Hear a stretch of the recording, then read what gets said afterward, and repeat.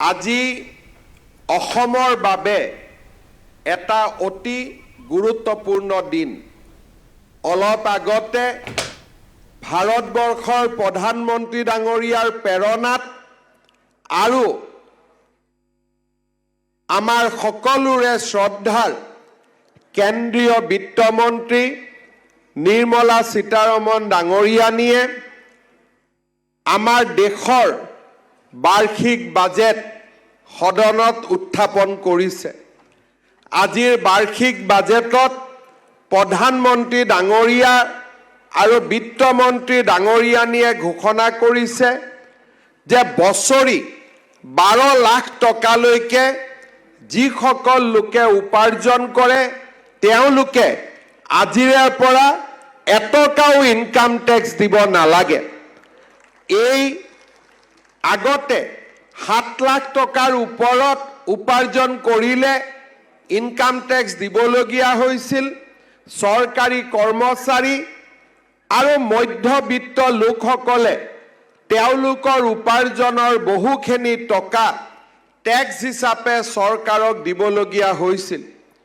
মই প্ৰধানমন্ত্ৰী নৰেন্দ্ৰ মোদী ডাঙৰীয়া আৰু বিত্তমন্ত্ৰী নিৰ্মলা সীতাৰমণ ডাঙৰীয়াক ধন্যবাদ জনাইছো যে 12 লাখ টকালৈকে আয়কৰ নিদিয়া যি এই যুগান্তকাৰী সিদ্ধান্ত, এই সিদ্ধান্তই আমাক সকলোকে প্ৰেৰণা যোগাব, ৰাষ্ট্ৰ নিৰ্মাণৰ দিশত আগবাঢ়ি যাবলৈ মধ্যবিত্ত জনগণক প্ৰেৰণা যোগাব।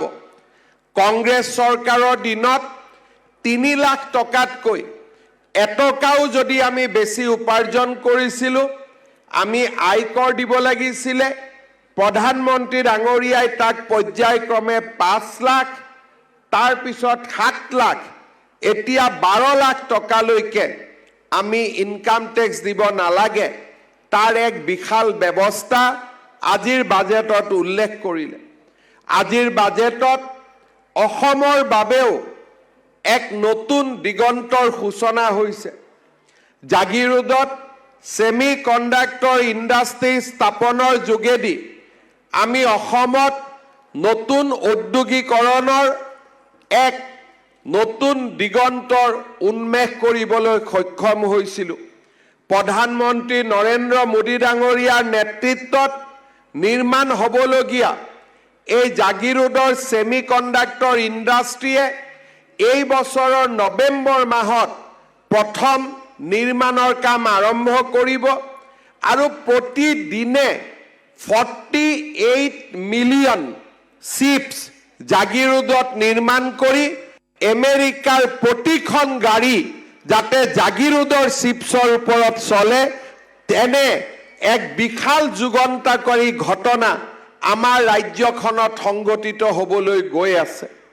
আজি তাৰ লগতে ৰজিতা খুৱাই প্ৰধানমন্ত্ৰী মোদী ডাঙৰীয়াই আকৌ এটা নতুন ঘোষণা কৰিলে যে আমাৰ অসমৰ নামৰূপত 12 lakh metric ton urea ammonia সাৰ উৎপাদন কৰিব পৰা প্ৰায় 15,000 কোটি টকা ব্যয়েৰে আৰু এটা নতুন উদ্যোগ নিৰ্মাণ কৰা হ'ব।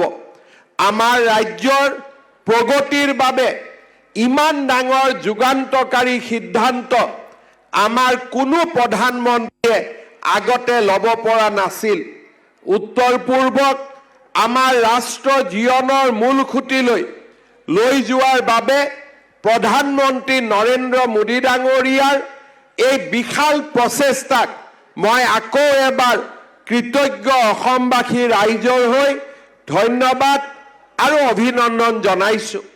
মই ব্যক্তিগতভাৱে কাকতলীয়া সংযোগেই হওক বা আন যিয়েই নহওক কিয় মোৰ উপজা দিনৰ দিনটোতেই নামৰূপৰ ৰাইজৰ বাবে আৰু অসমৰ ৰাইজৰ বাবে এই সুখবৰ আহিলে মই পৰম পিতাক তাৰ বাবে ধন্যবাদ আৰু কৃতজ্ঞতা জ্ঞাপন কৰিছোঁ।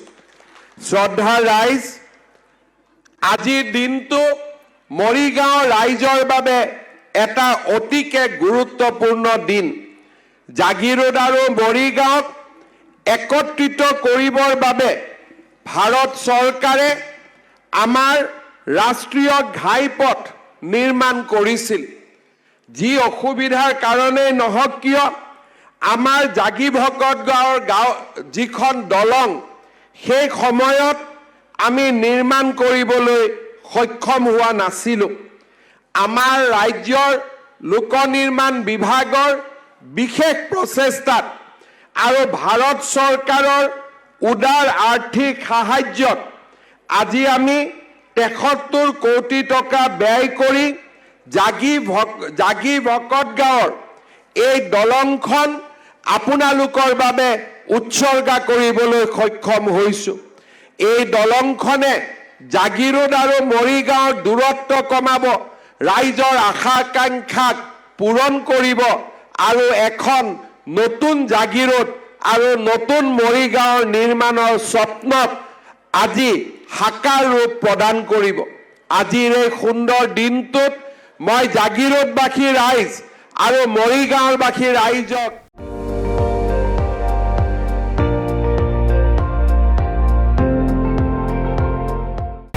আপুনি চাই আছে ND24, সৰ্বশ্ৰেষ্ঠ নহয় সৰ্বোত্তমৰ দৌৰত।